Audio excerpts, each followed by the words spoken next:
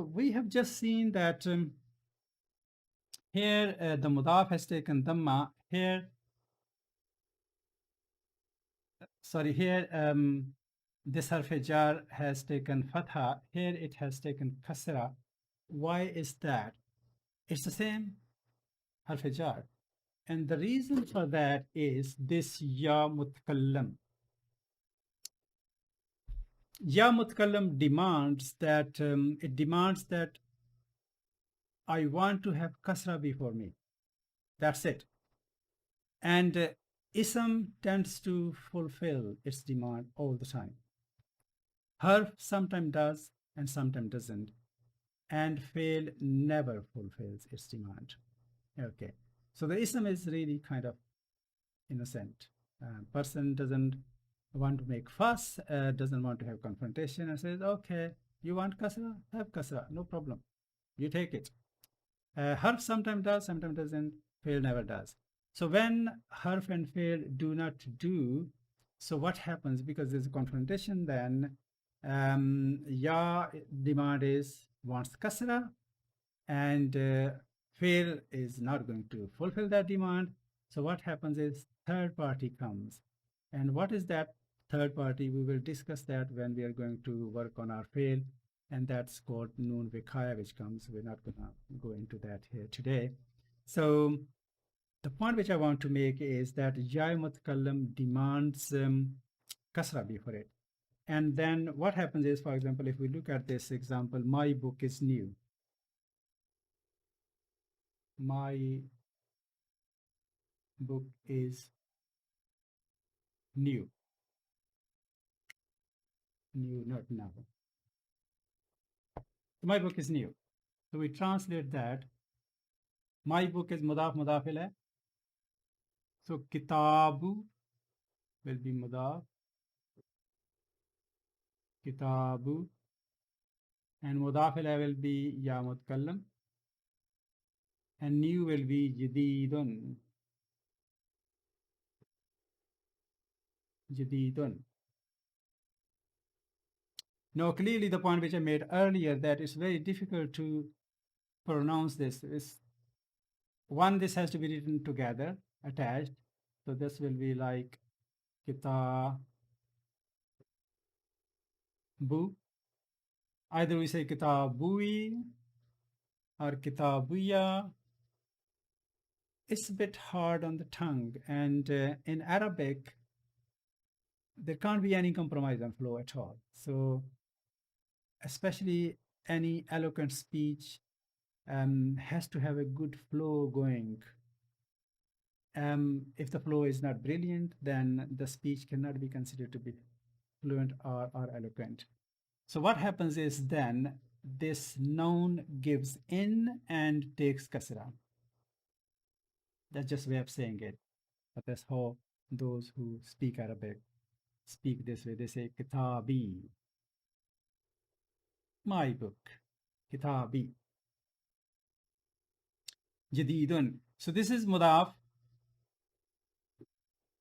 and this is mudaf ilayh, ya mutkallam, and they make murakkab idafi,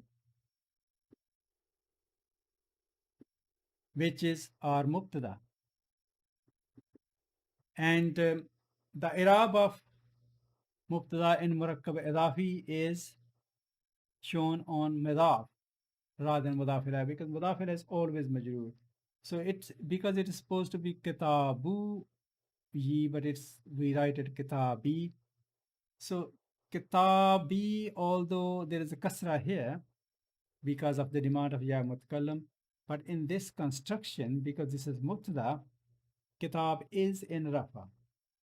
So the kasra does not really mean the kitab is in state of jar. Being mubtada, kitab is in rafa, but because of the demand of ya mutkallam, kitab has taken, this ism has taken kasra in this construction. So this is mubtada, and jadidun will be our khabar. Jadidun is khabar. And mubtada and khabar combine to make jumla ismiya khabariya. So that was my book is new. Now we want to say, of course, my book is new.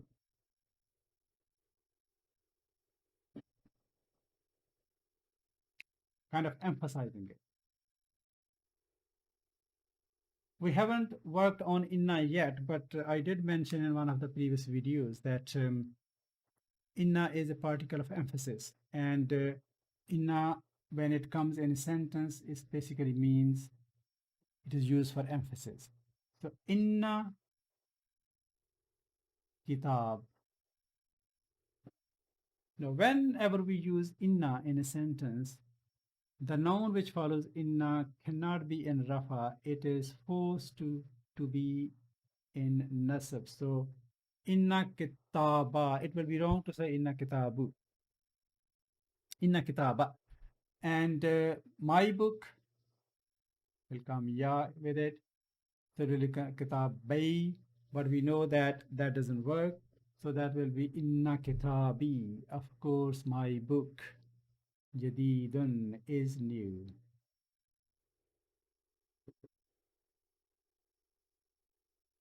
So again, in this construction, kitab is in this construction in nasab, but there's no marker of nasab here. Actually, it is kasra. But this kasra does not really mean the kitab is in jar state. Kitab here is in nasab state because of being ism of inna, and ism of inna is always in state of nasab. Ism of inna is always mansub.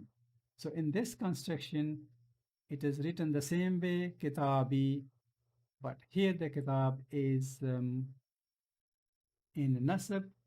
In our previous example, the kitab was in rafa. Kitabi jadidun. So here being mubtada, kitab is in rafa, though there's no marker of rafa here. Here in this construction, kitab is in nasab. Again, there is no marker of nasab here because marker of nasab in single nouns is fatha. We know that. Now, another example will be the book, the the page of my book. For example, we say the page of my book is new. Not a good sentence, but anyway, the page of my book is new. So the page in Arabic is warak, waraka, waraku, waraku. Waraku, kitab. Because warak is mudaf and kitab is mudaf ilayh. In this case, kitab will take kasra anyway, and ya mutakallim will come, so it will become waraku kitabi jadidun.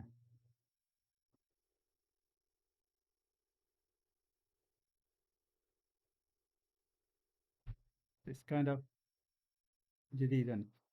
So in this example, kitab here is in state of jar. Here it is in state of rafa. Here it's in state of nasab. Here it is in state of jar. But in all three examples, it's written the same way. So the grammarians tends to make a statement here that ya mutakallim kind of swallows its muzafs rafa and nasab, and because they are written the same way and pronounced the same way. So these were a few important points as far as the use of ya mutakallim is concerned. سبحانك اللهم وبحمدك أشهد أن لا إله إلا أنت أستغفرك وأتوب إليك.